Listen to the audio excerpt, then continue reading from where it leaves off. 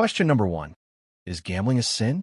The Bible never explicitly says, "Thou shalt not gamble." However, Scripture gives us principles that should guide our conduct.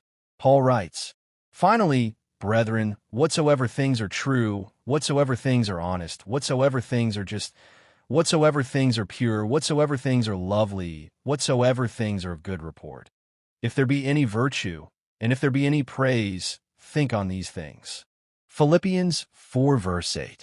Now, someone may ask, what if a gambler uses his winnings to feed his family, pay his bills, help the poor, or even give offerings in the church? The truth is that many gamblers use their money for good things. They provide for their families, support loved ones, help those in need, and sometimes even contribute to the work of God. The issue, therefore, is not that the money itself carries some special evil power. The greater concern is what gambling does to the person.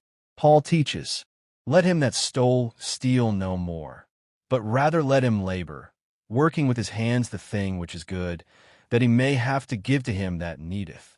Ephesians 4 verse 28. God's pattern is honest labor and trusting him for provision. Today, many gambling companies operate legally, though illegal ones still exist.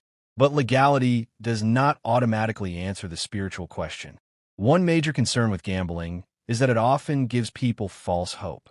Instead of trusting God and diligently working with their hands, some begin to depend on chance and luck.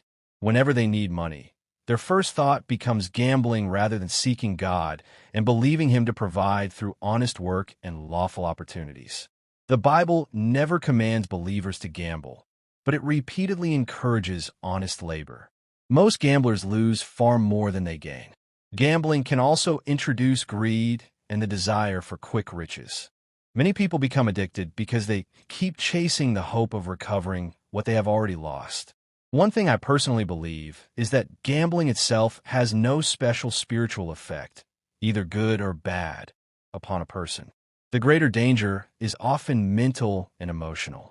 It can affect the mind, create addiction, produce anxiety, and cause people to place their confidence in luck rather than in God. What begins as harmless entertainment can slowly become an obsession. Many addicted gamblers live with constant disappointment, stress, and heartbreak because of repeated losses. Some even turn to alcohol or other unhealthy habits to cope with their pain. Countless families have been damaged because of gambling addictions. So while Scripture does not directly forbid gambling, many believers conclude that it is wiser and more beneficial to work with their hands, trust God's provision, and avoid something that carries far more dangers than advantages. As Christians, we should always ask ourselves, does this help me trust God more? Does it encourage diligence and contentment? Does it glorify Christ?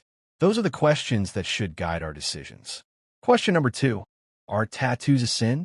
One of the most common passages brought into this discussion is, "Ye shall not make any cuttings in your flesh for the dead, nor print any marks upon you. I am the Lord." Leviticus 19 verse 28. Many Christians believe this command was given specifically to Israel under the Old Covenant, while others believe the principle still applies today. Paul also writes, "But I keep under my body and bring it into subjection, lest that by any means, when I have preached to others, I myself should be a castaway." 1 Coríntios 9 horas e 27. The issue of tattoos is, in many ways, a personal matter. Spiritual growth and convictions differ among believers. A tattoo itself has no spiritual effect, either good or bad. If your greatest desire is to see God's kingdom expand and to avoid causing unnecessary offense to weaker believers, then wisdom may lead you to abstain. The important thing to understand is that a tattoo itself carries no special spiritual power. The focus should always be on glorifying God in whatever we do. Question number 3, is drinking alcohol a sin? The Bible does not condemn every use of alcohol. Jesus himself turned water into wine at the wedding in Cana. Paul also told Timothy, "Drink no longer water, but use a little wine for thy stomach's sake and thine often infirmities." 1 Timothy 5 verse 23. However, the Scriptures strongly condemn drunkenness. Paul writes, "And be not drunk with wine, wherein is excess, but be filled with the Spirit. Ephesians 5 verse 18. The problem is not necessarily the drink itself, but the loss of self-control. Many families have suffered because of drunkenness. Many lives have been destroyed because alcohol was allowed to rule the mind and heart. A believer should ask, does this glorify God? Does this control me? Could this become a stumbling block to others? Could this weaken my testimony? Christian liberty must always be guided by wisdom, self-control, and love for others. For some people, moderate drinking may not become a problem. For others, one drink becomes an addiction that destroys families and futures. Every believer must honestly examine their own heart before God.